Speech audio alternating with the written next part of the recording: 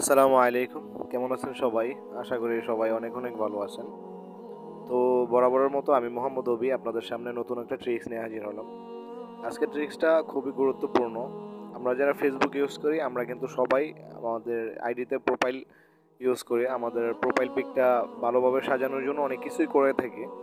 তো আমরা কিন্তু মানে একটা ক্লিক করেই কিন্তু আমরা প্রোফাইলটা সাজিয়ে নিতে পারি। আমাদের মতো করে কাস্টমাইজ করে নিতে পারি।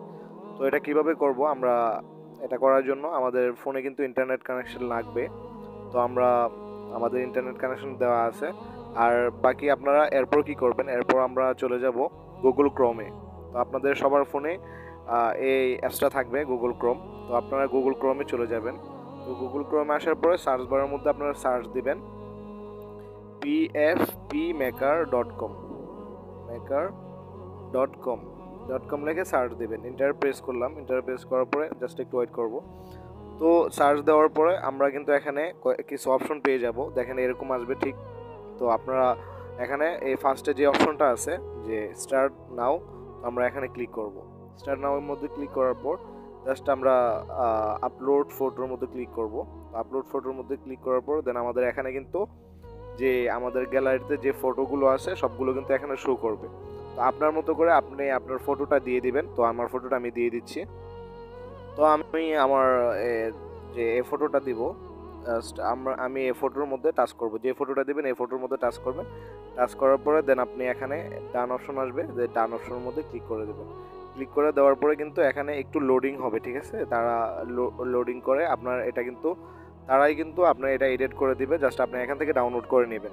অনেকগুলো অপশন থাকবে আপনার এখানে আসার পর আপনারা দেখলেই বুঝতে পারবেন অ্যামেজিং একটা বিষয়। তো আমরা জাস্ট একটু ওয়েট করব।